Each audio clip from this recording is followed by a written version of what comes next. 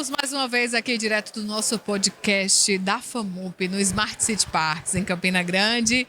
E dessa vez quem chega para conversar comigo é Marcos Rocha, ele que é palestrante e especialista em inovação. Seja muito bem-vindo. Muito obrigado, Larissa. Prazer estar aqui com você. Vindo diretamente de Florianópolis para Campina Grande. Exatamente, de Floripa para Campina. Que legal. Muito bem, seja bem-vindo. Você acabou de palestrar, trouxe uma palestra para a gente falando sobre inovação. Explica para a gente o que é que você trouxe para o palco. Exatamente. Minha experiência na área de inovação trabalha muito a questão territorial, ou seja, como é que a gente transforma territórios, especialmente municípios, em máquinas de produção de empreendimentos inovadores. Porque a gente tem um grande desafio no Brasil, que eu falo muito na minha palestra, também está no meu livro, que é um processo que a gente sofre no Brasil de desindustrialização. E isso também se reflete em outros setores da economia. Nós estamos perdendo competitividade. As nossas empresas, em geral, não têm mais grandes novidades comparado com o que tem no mundo. E isso vem cada vez mais causando a invasão de produtos chineses, europeus e tudo mais, ou seja, uma perda de soberania. E isso é uma receita perfeita para uma crise. E o que é inovação nesse contexto? É criar elementos de competitividade, algo que torne as empresas, as universidades, as prefeituras, etc., melhores, não só do que em relação àquelas que tem no território, mas que tem no mundo, porque hoje o mundo é globalizado. Então existem uma série de mecanismos, uma série de ações que precisam ser feitas para promover essa inovação, não só para uma empresa, para uma prefeitura, para uma universidade, mas para o território como um todo. Criar efetivamente uma máquina de desenvolvimento de competitividade por meio da inovação. E de que maneira que os municípios podem se apropriar dessa ideia para aplicar? Primeira coisa, que é uma correção de rumo que a gente precisa fazer no Brasil, é prestar atenção para as vocações econômicas do município.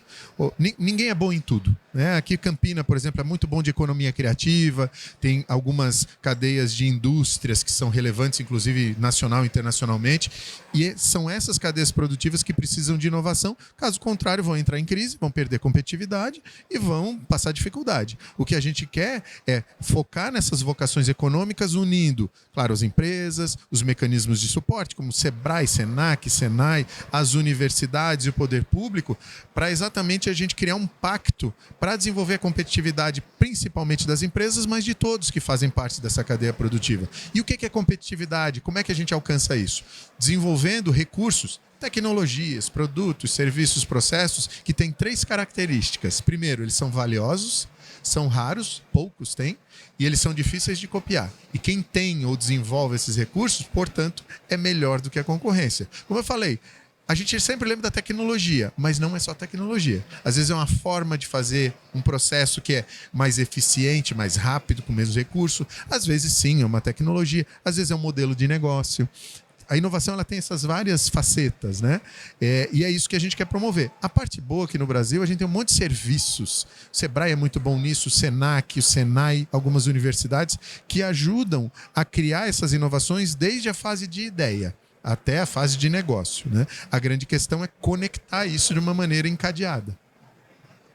E aí os municípios, eles estão atentos a isso? Os gestores têm buscado esses processos, soluções, inovações? Tem, mas ainda não dessa maneira organizada, focando, priorizando as vocações dos municípios. A gente olha muito esses centros de inovação, hubs, tem um monte de nome em inglês, né? Mas que são muito genéricos. E aí quem que não participa lá? As empresas estabelecidas no território exatamente são as que mais precisam de inovação. Eu passei os últimos anos fazendo essa pergunta para empresários, empresárias, tanto empresas grandes, empresas pequenas, perguntando o seguinte: por que você não participa do fenômeno, dessas ações, desses eventos de inovação? A resposta é sempre a mesma. Assim, porque eu sou do setor X. Eu não vejo meu setor representado naquele evento. Até porque, assim, para quem está nos assistindo não é especialista, vou fazer um exemplo que é fácil de compreender. Imagine você fazer um evento de inovação colocando na mesma mesa um especialista em saúde e um especialista em mecânica. Eles não conseguem conversar. São áreas de conhecimento completamente diferentes. E a gente tem cidades que têm cadeias de saúde, cadeias produtivas de saúde muito fortes e outras cadeias produtivas mecânicas muito fortes. A gente tem que focar essas vocações. O empresário, ele por sua natureza, ele precisa ser pragmático, né? O empresário mecânico não tem por que ir num evento para falar de saúde e vice-versa. Então ele tem que achar os seus pares. As outras empresas que trabalham mecânica, as universidades que têm linha de pesquisa em mecânica e assim por diante. E isso tem que gerar serviços focados nessas áreas, né? Então, o que a gente não vê hoje, por parte inclusive das prefeituras, é esse olhar vocacionado economicamente para o seu território. Olhando para as prefeituras, isso hoje gera, esse olhar genérico, uma competição entre elas. Todo mundo quer fazer tudo, todo mundo está se achando bom em tudo. E não é assim, a gente sabe, ninguém é bom em tudo.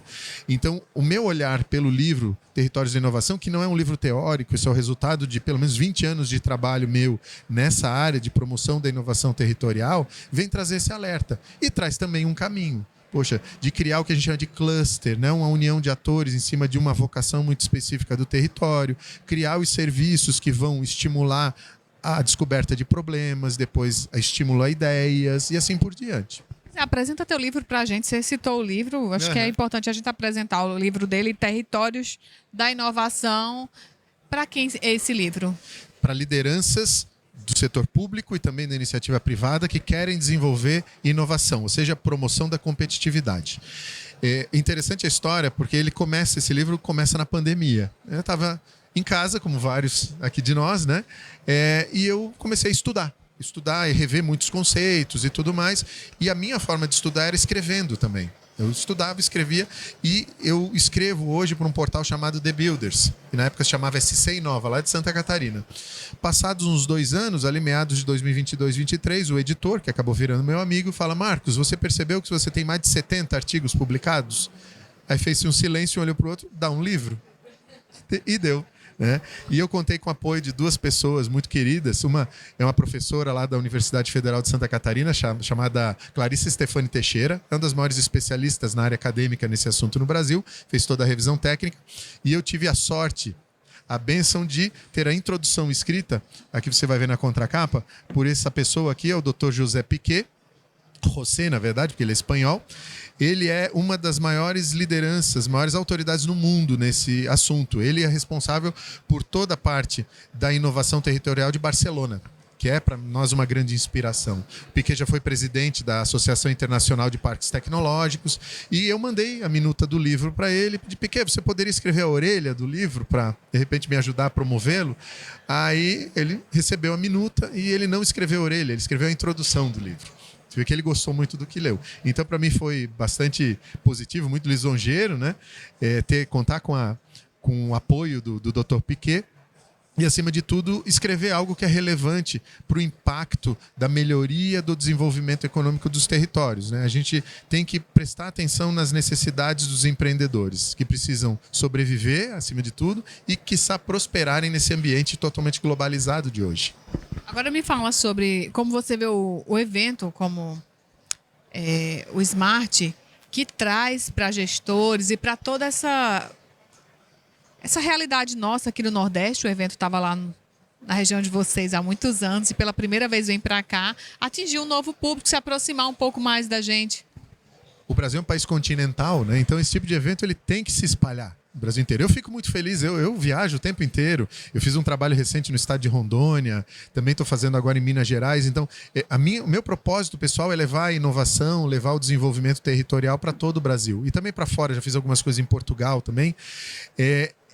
Aqui, primeiro, é importante Campina Grande, que não é capital, receber um evento desse, porque a cidade inteligente, que também é empreendedora, ela é para todas as cidades. E num país que tem 5.500 e tantos municípios, é cada vez mais importante que eventos como esse venham para cidades como Campina Grande, que atraiam gestores e gestoras de municípios que não sejam as grandes cidades as capitais, ou os grandes centros, ou só do sul, do sudeste, né? A gente tem que levar para todo o Brasil. Afinal de contas, somos todos brasileiros e brasileiras, né?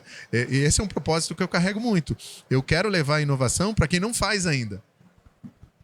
Bem, Marcos, te agradecer pela sua participação. Você trouxe muita informação importante para a gente, extremamente esclarecedora. E desejar sorte para você e aproveite um pouco do maior São João do mundo. Com certeza, hoje eu tô lá.